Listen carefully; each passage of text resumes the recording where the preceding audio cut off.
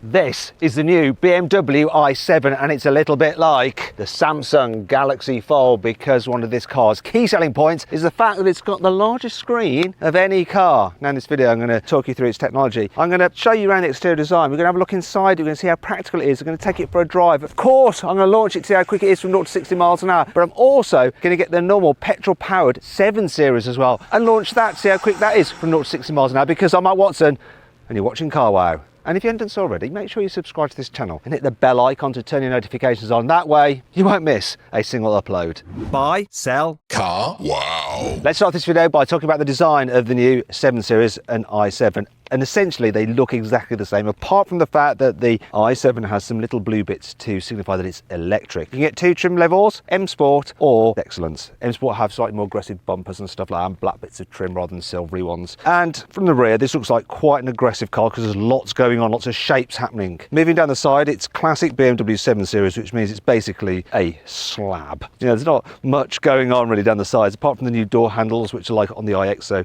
just open them by pressing a button in there. Huge alloy wheels, look at the size of those. Moving to the front, and the most controversial part of this car. Obviously you've got the big double kidney grille there and those split headlights, a little bit like a Citroen Picasso.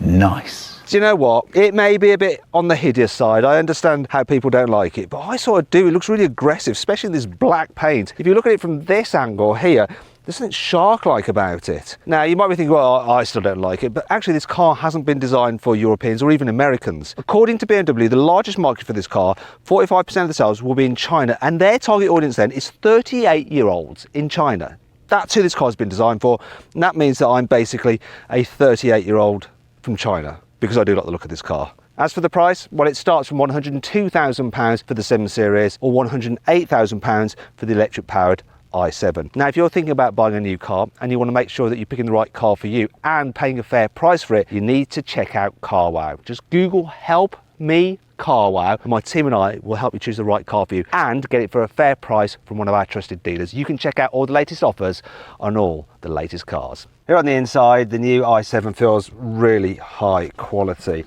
I think overall the materials feel a little bit more expensive than they do in a Mercedes EQS, and the design, it's not as controversial as it is on the outside, but it's still pretty jazzy. I mean, look at this big crystal bit across the whole dash there, and you can see that you've got ambient lighting behind it, and it actually changes colour depending on what functions you're operating. So if I put the hazard lights on, you get this effect. Wow.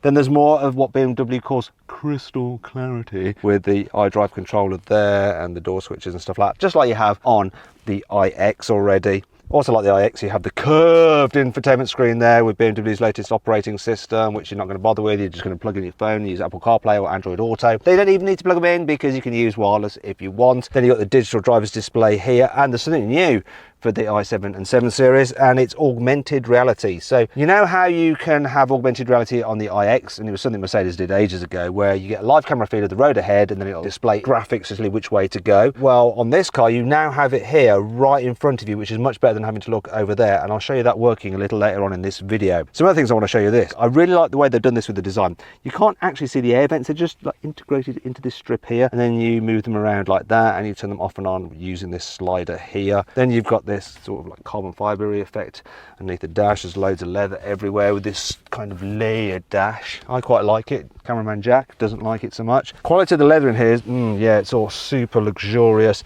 But if you don't want dead animal, you can actually get a vegan friendly version, which is like a synthetic leather, which BMW calls Vajanza. You can definitely sign me up for that, and I think I want it in red.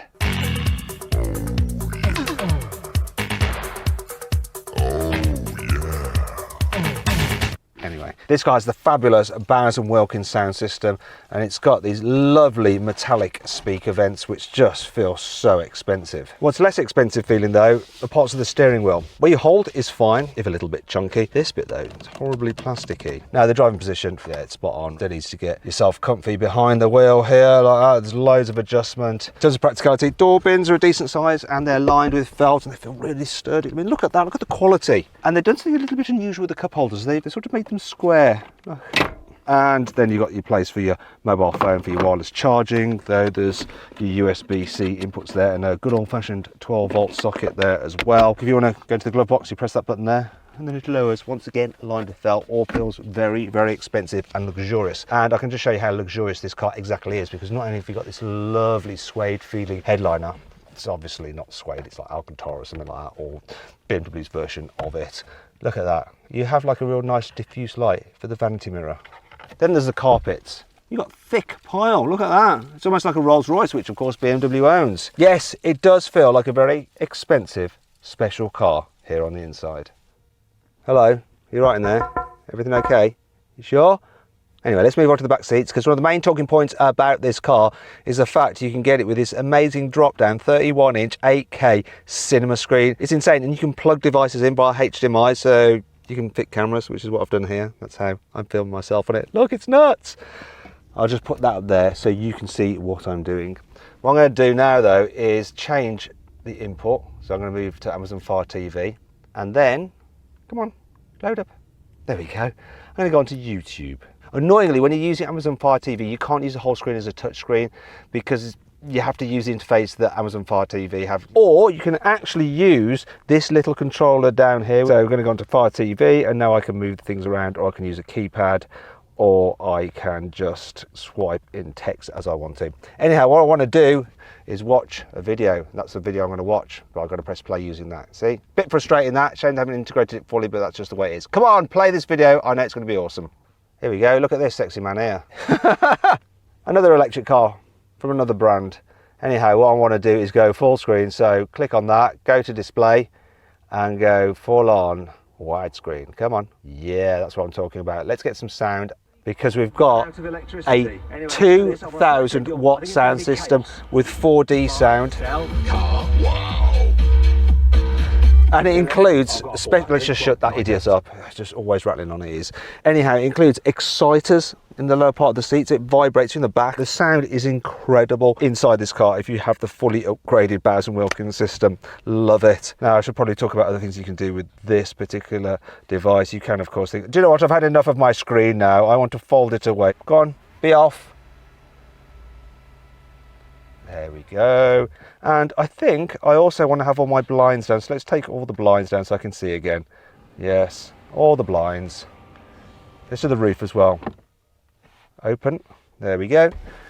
Now the roof, as you'll notice here, has these little strips in, and that's because it can actually change colour. The tech inside the back of this car is just absolutely wonderful. But I want to get fully comfortable, so now I'm going to do my seat. Let's go into full recline mode. So just going to move the front passenger seat forward and out the way. This will take a wee while. Generally, knee room is good anyway, even if you're not moving the seat out of the way. Loads of knee room. Also, headroom's really good as well. The seats are super comfy. You've got this armrest here and some storage under here with USB ports, charging pad for your mobile phone, and oh, what's happening? Oh, this part is extending and lifting up my legs. Lovely. It's like when you're in business class on an airplane, the seat just goes into that lie back, relaxed position. It's exactly the same, and you've got a huge footrest as well. So, oh yeah, this is absolutely wonderful. Now what I'm going to do is go into the seat and put on the massage as well. Oh yes, this has a massage, downward motion. I like a bit of downward motion, me. Yeah, this is a very, very luxurious, comfy car. Though it's also slightly practical as well. Look, if you want to carry a baby, there's ISOFIX hanger points there that are very easy to get to. And you have some decent sized door bins, airplane style folders on the seat backs, and lovely, comfy cushions to rest your head on. Now let's check out the boot. So come on, arise. So you have 500 litres of space on the i7 and 525 litres on the 7 Series. But the Mercedes EQS has a big capacity of 610 litres still. I'll give the BMW this. It's got a nice wide opening, which is handy when you're having to load things in and out. And I want to show you the boot. And we've got so much stuff in it. So you'll see me loading stuff in and out now. Look at this. Oh, this is all Jack stuff. Come on, man, Jack. With all his blooming cameras. So we've got all this water. We're not properly hydrated. We could get bad headaches. That'd be terrible. Okay, so look, now you should be able to see what the boot is like when it's empty. There's some storage under here, which is obviously, this is full of drugs, and we're going to do a drug deal in a bit. Actually, this is the last car I'll probably choose to do a drug deal in. It's too conspicuous. I'll go for something like an old Toyota Corolla or something. Anyhow, it's not drugs in here, look, it's charging cables. And you got some tie down points. And I've got to tell you, the quality feel extends even into the boot. One thing this car doesn't have though is the ability to fold down the rear seats if you need to carry longer items. That brings us to 5 annoying things about the new BMW i7 and 7 Series. Being an electric car, obviously there is no huge internal combustion engine under this massive bonnet, so BMW clearly made good use of that by creating what is the biggest front boot of any car. Must be under this really large covery thing here. They haven't really done much with that, have they? So there is just enough room for me to store this rather amazing piece of fossil record that I've just found out here in the desert. So where will that fit? That's all fine like that. That's all fine. Yeah, all fine. I've long complained about manufacturers putting the climate controls into the infotainment system because then you have to press too many buttons such as look, climate menu, or I need to fiddle with it this way. Now what BMW have done is gone one step further in the wrong direction. For instance, with the adaptive cruise control, in the past on BMWs you could change the distance that would keep you from the car in front by using a dial on the steering wheel. Now though, you press the button next to My Modes, going into driver assistance, and then changing the distance control here. Then there's the fact that if you want to alter the amount of regen, so on a Mercedes EQS, you can use the pedals to increase regen or decrease regen, or put it into automatic. With this though, once again, you have to press this button, then go into drivetrain and chassis, and then go into energy recuperation, and set from this drop-down menu how you'd like it. See how fiddly it is. Last thing is the blinds. Now, on some luxury cars, you just pull the door window switch ever so slightly to make the blind go up and down before you operate the window itself. However, with the 7 Series, you have to press this button there to access the menu on the screen, and then you do it this way. Far too much that has a step where you have to access it first by pressing a button here, usually signified by these 3 different lines to open a menu, and then proceeding to do the actual action through the bloody screen. Why? If you have a VIP, such as me, in the back seat who insists on watching the cinema for the whole journey, you can kiss goodbye to your rear visibility through the mirror, because look, yeah, you can see absolutely nothing now, can you? There's loads of ultrasonic sensors over this car to help with the driver assistance systems, and they look like normal parking sensors because that's basically what they are. However, they look a bit ugly. Got them in the door handles there, and like down here on the lower part of the sill. It's kind of like this car's got a bad outbreak of acne. While the normal internal combustion engine powered 7 Series has 2 gear shifter pedals, you have just 1 pedal here on the i7, and it says boost on it. And the reason you have that is because if you're driving the car in just normal driving mode, you only have 490 horsepower. When you go into sports mode, by selecting My Modes, you then have the full 544 horsepower. What this boost button does is give you the full 544 horsepower, you know, what you've paid for 10 seconds if you're driving in normal mode. Why don't you just have the full power in normal driving mode? Just alter the throttle map. Stupid. And rather than doing this whole stupid thing, why didn't BMW just do what Mercedes do and have the paddles for altering the regen? Nonsense. It's not all negative though. Here's 5 good things about this car. The reversing camera is exposed, so you might think that when it's like grimy outside, you're going to get it covered in muck and then you have to clean it by hand. But no, BMW thought of that because you just press a button inside the cabin and then it will wash itself. I don't know why I find that so amusing. I do though. The huge battery pack on the i7 is really thin. If you look down here, you can see that it's only 11 centimeters deep. And that means that BMW have been able to use the exact same seating position in the i7 as they use in the 7 Series, even though that car doesn't have any batteries. This car has the ability to maneuver itself. So what I'm going to do here is just drive along. Imagine that I'm returning home, and when I get home I have to do this random collection of maneuvers to be able to park in my parking space. Really frustrating that you don't have to keep repeating. Now when I record a preset path for the car, it should pop up and recognise it there. Look, it's going to pop up there, recorded path 7. So I press that, and what it's going to do now is drive itself along this path because it's retracing the maneuvers that I did before. Look, I'm doing nothing. The car's doing all this. But imagine, you know, you've had a really tough day, you're coming back late, you're tired, you don't have to do this kind of crazy maneuver every single time that you come back to your house. You don't have to worry though, the car will do it all for you. Oh, you can just relax. let it do its thing. You'll see that the path that I actually recorded for it was pretty rubbish. Can you see the marks? But it remembers it all and it'll just recreate it. I'm sure there's an easier way to get into that parking space. But anyway, I'm kind of making a point, aren't I, that this car will basically just remember exactly what you told it to do and recreate it. It will stop, say if someone walks in front of the car, so you don't need to worry about safety. But here we go, finally I'm now reversing into my space. It's actually good. And let's say you are coming back late at night, this is a very good time for you to go on your phone, delete all your messages from your mistress, right, quickly before you go back into your house. Because you know what will happen, if you don't do that, then you'll go back in, put your phone down, your wife will pick up your phone, check your messages, see that, you're gonna get a divorce, you're not gonna see your kids again, you're gonna be financially ruined, whereas this BMW could save that from happening to you. Look, all done and dusted. How awesome is that? Are you just too freaking rich to be bothered to lean out to grab the handle to shut the door? Don't worry, just press a button. Does it automatically. You don't even have to push the door to open it. Just press the button again, opens. Now you might be thinking, well, wait a minute, what happens if you open the door and there's a car really close to you? Is it just not going to smash into the other car or into a person or whatever? Don't worry, they thought about that. The sensors in the doors which stop that from happening. Look. See? Perfectly fine. With the old 7 Series, you could drive it by remote control using the key, whereas with the new one, you can do it with your phone. So here we go. Come on, walkies. That's it. Heel. Heel.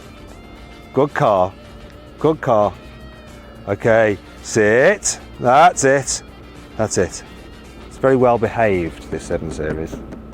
The i7 xDrive 60 is powered by 2 electric motors, one on the front axle and one on the rear axle, which you can see here through this cutaway. Now combined, they put out 544 horsepower and 745 newton meters of torque. You've got a 102 kilowatt hour battery pack, which BMW says is good enough for a range of 388 miles. You've got AC charging of 22 kilowatt hours, which means you can charge the battery pack from empty to full on AC in under 6 hours.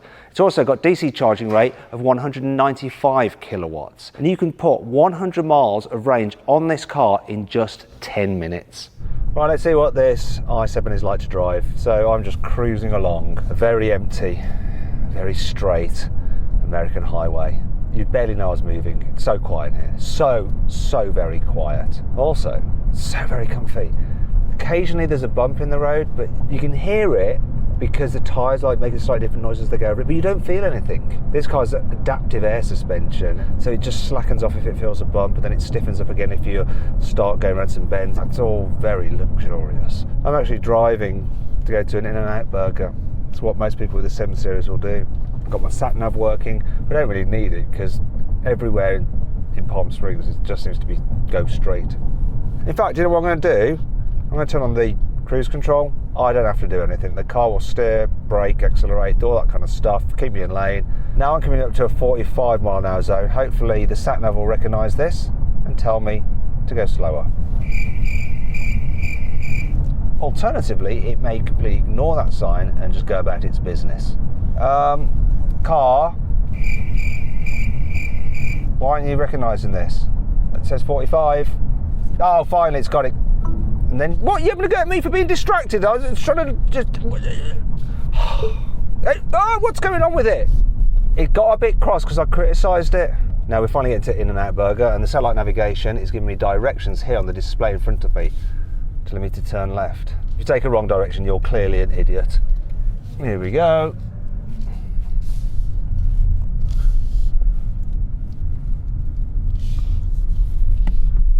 Come on. Oh no, I've been an idiot. Oh, I missed the turning. Oh, what an absolute muppet.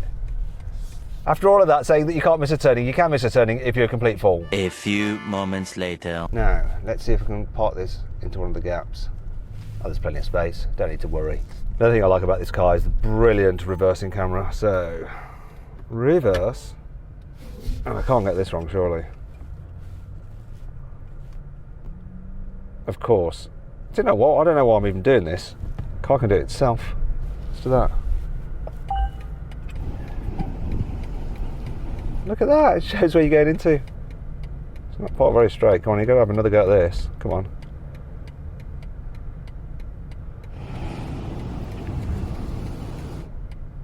Look, no hands.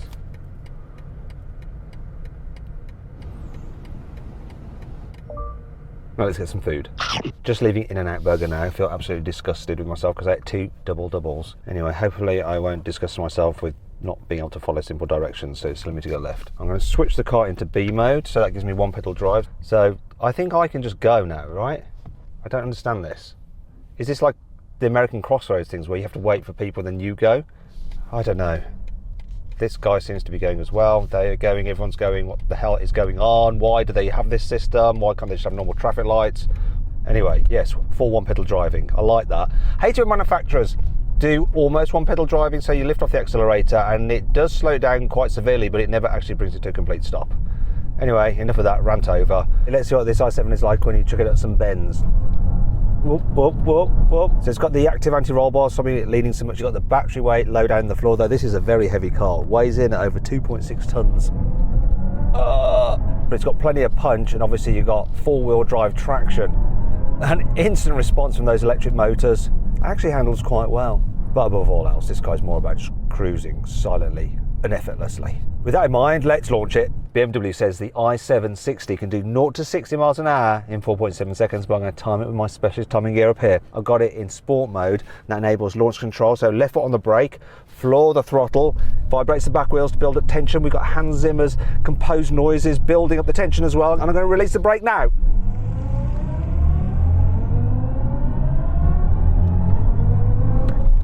Zero to 60, 4.37 seconds. Pretty rapid.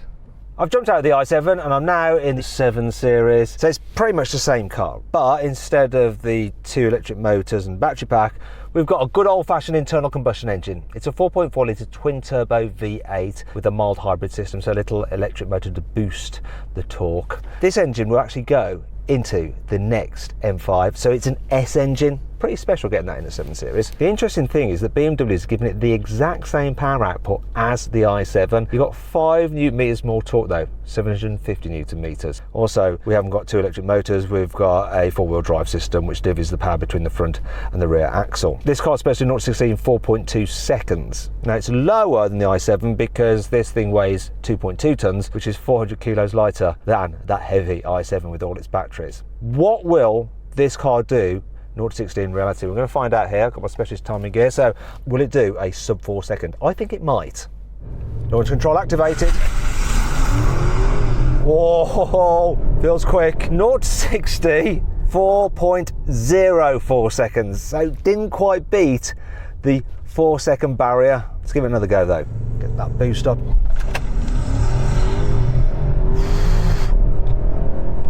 Oh yes, we did a sub 4. 3.94 seconds. When it comes to 0 to 60 times, the internal combustion engine wins on this occasion. Now I've got cameraman Jack in the car with me now because I want him to help me demonstrate something that I've just found out on this new 7 Series. Now with the i7, BMW has worked with composer Hans Zimmer to create a wide range of fake noises to enhance the experience when you're accelerating, because obviously being electric it's otherwise silent. Now you can turn those sounds on and off using this button here called Iconic Sounds, and I found that the Iconic Sounds on off button is here in the 7 Series. Now for a long time I've known that BMW has enhanced the sound of its internal combustion engine cars by playing engine noises through the speakers, and this is them pretty much admitting it now because you can turn that enhancement on or off in this car. I'm going to let you have a listen to the difference when it's on and off. I'm going to start off with it off and then Jack will turn it on as I drive along. See if you can spot the difference. Accelerating through first.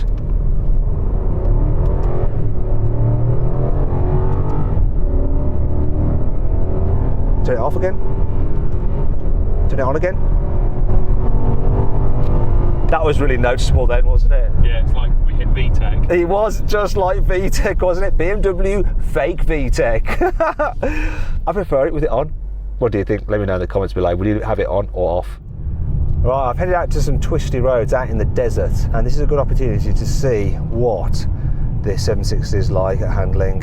Being 400 kilos lighter than the i7, you do notice it's just a little bit more agile, and having gears and an internal combustion engine to play with. It's nice, I can change down, I can change up, and when you do, you get like this jolt as well when you're in sports mode. It just adds to the whole experience, and for all Hans Zimmer's composery greatness, I do prefer the sound of a V8 than some kind of weird electronic noises that you get in the i7. I just do. What doesn't add to the fun though is when you're just cruising around and going slow, you do feel the gear change a bit, even though this car does a good job of blending them. And then when you're slowing down, it's changing down gears, you do notice that step a little bit more, and you don't have any of that with the i7 because it has no gearbox.